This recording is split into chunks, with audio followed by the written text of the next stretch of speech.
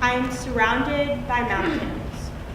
Up ahead, far behind, mountains that have been climbed, mountains that long to be climbed. All around me are mountains, and I cannot breathe. The mountains are boundless. A hike strenuous and overwhelming calls my name, and I can't help myself.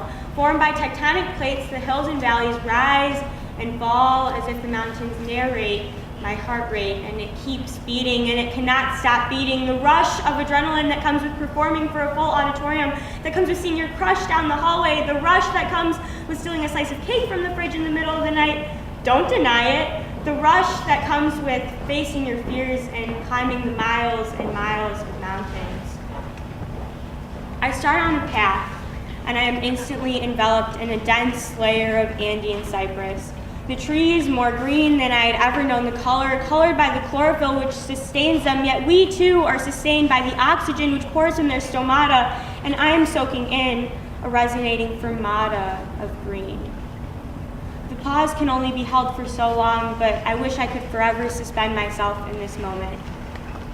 Before I know it, sleet is falling, and I put on another layer to keep myself from freezing. Sleet is falling, but the sun is still shining, and it is still green as the trees follow me forward.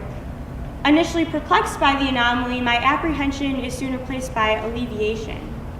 Apparently the conditions are not unusual, and this is not the first time that this has happened. I'm reminded that while we may encounter irregularities, it's most important to move forward and keep hiking. Again, things change quickly because it's no longer green, rather shades of gray and brown.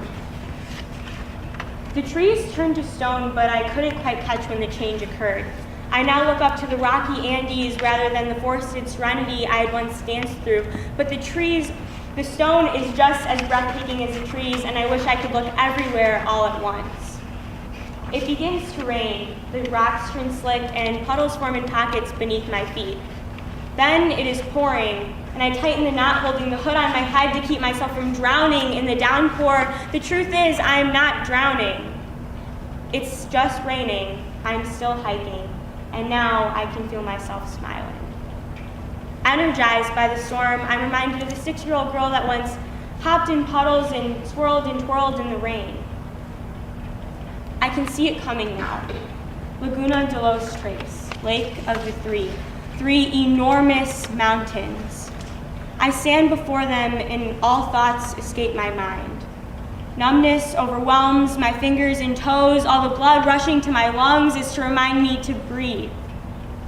Wanting to take in every last bit of what I can see, the cold is getting to me and I know I must head back down. As I hop on rocks and dance through the green oasis I once made my way through, I can't help but keep looking back.